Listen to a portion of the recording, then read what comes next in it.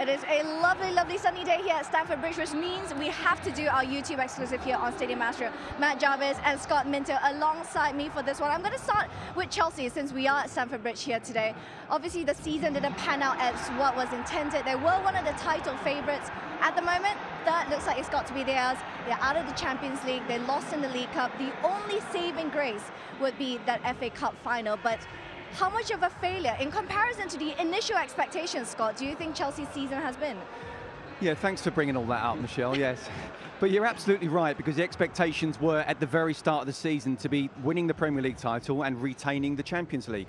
That obviously was going to be a difficult thing to do, especially with Pep Guardiola and Klopp and the squads that they've got. But to be so far away in the league, I thought Chelsea were unlucky in the Champions League, but for one bit of genius from Luka Modric, they would be in the semi-finals. But to be so far away in the Premier League is a real problem, and it's all on the FA Cup. I mean, to get to the final of the League Cup and not win it, if they don't win the FA Cup, it's a very bad season. Even if they do win the FA Cup, I think it's about a season that you take, but then you're thinking, we don't want another one like that. It's all about the big two, Champions League and Premier League. But to be fair, if you have a look at the points at where they are at the same stage last year, there are certainly improvements. There are improvements in front of goal as well.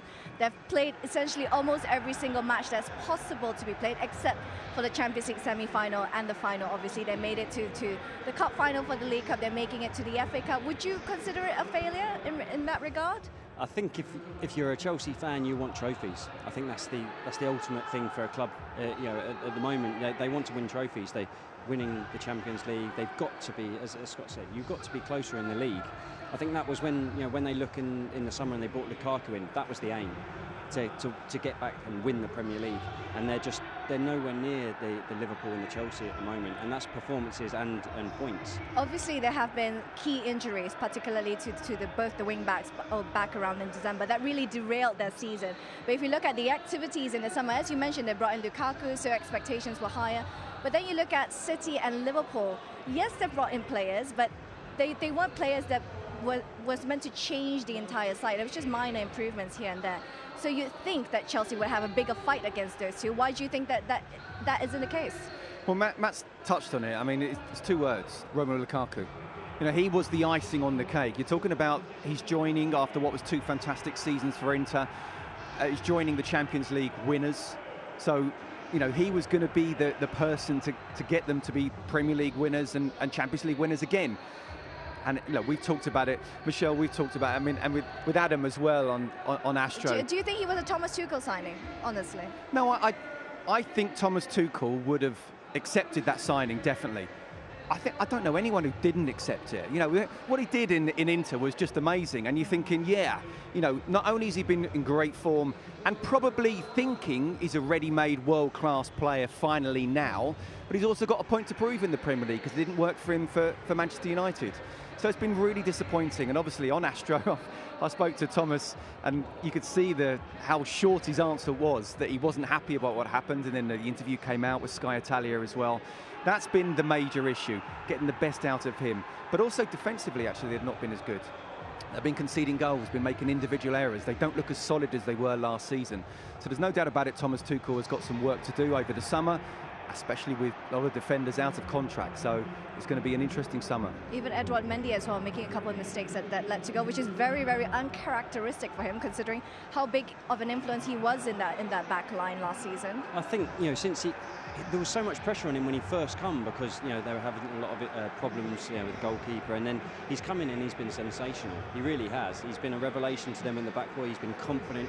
He's been composed on the ball as well. But you mentioned, like, the last few games he's made errors that you don't expect him to make, and then they've cost him for goals as well, which at the moment, with confidence in the back line and everything, it just adds to it and fuels it. And you're hoping that he comes back to the form that we know that he can do. Right, so hypothetically then, if Roman Abramovich is still in charge of this Chelsea club, do you think Thomas Tuchel will be under pressure at the moment, Scott? I don't think he'd be under pressure at the moment, but I think if Chelsea don't win the FA Cup and therefore don't really have a trophy, I mean, there's always we Chelsea fans can also claim about the Club World Cup as well being a major trophy. Hey, it's a trophy. It's a trophy. But, it's not been a good season. And let's just say, hypothetically, if you want to go down that route, they start badly next season, then he could start to be under pressure. We've seen it before with many managers. But at this moment in time, no, I do not think he would have been under pressure. Neither do I think he should have been under pressure. This is one of the top managers in the world, and there's not many good ones that, as good as him around there elsewhere. Matt? No, I totally agree, to be honest. I think the biggest thing for him is the start of next season. Is if it doesn't start well, then he really will be under pressure. But for the moment, I think you can see the improvements, you can see what a top manager he is, and everyone, you can see the team that they all warm to him, they all like him. Maybe bar Lukaku at the moment, but they seem a good team, and they can build something. He's got to make some signings in the summer to fill that back line that potentially 3 players that are leaving. Well, it looks like it's going to be a big couple of weeks for Chelsea in particular. We know everyone submitted their bid about last week. We were expecting some news this week, but it doesn't seem like it. It might be in the next week or so. Obviously, at the time of recording, there's been no development. But is Thomas Tuchel the first thing the new owners need to lock down? Because you need that continuity, don't you, Scott? Absolutely, Michelle. And I actually think, in a weird kind of way, although no Chelsea fan probably would be wanting Roman Abramovich to have gone, and we'll have to see in terms of the long term. I think short term Chelsea will be okay. We'll see the long term whether the new owners, whoever they are, will put a lot of money into the club. But I think Thomas Tuchel, in terms of his longevity here at Chelsea, this is a great opportunity. You talk about would he be under pressure after what he's done since he's come in. Well, there's no Abramovich. So I think Thomas Tuchel actually has a chance of being the longest serving Chelsea manager for decades. I think he's that good. I think he should be given the opportunity to help build this squad. And because there's not Roman Abramovich saying you've had 9 bad games, you're out, I think there's got a chance of being a real long-serving manager here. I think as well, like the whole situation, I think he's handled it so well. His press conferences, with regards to players as well, I think he's handled the whole situation so well, and sort of been really honest to the media and everyone that's asked him questions. And I think that only benefits him in the long run. Do you think there will be a change of culture in this Chelsea side? I think a lot of Chelsea fans are looking for a little bit more stability. Even though their current business model has brought a lot of success, Chelsea fans would like just a little bit more stability. Do you think a change of culture is needed with a new owner, Scott? No, I mean, in a way, exactly the same would be ideal, because Roman Abramovich was just chucking money for 19 years at the club.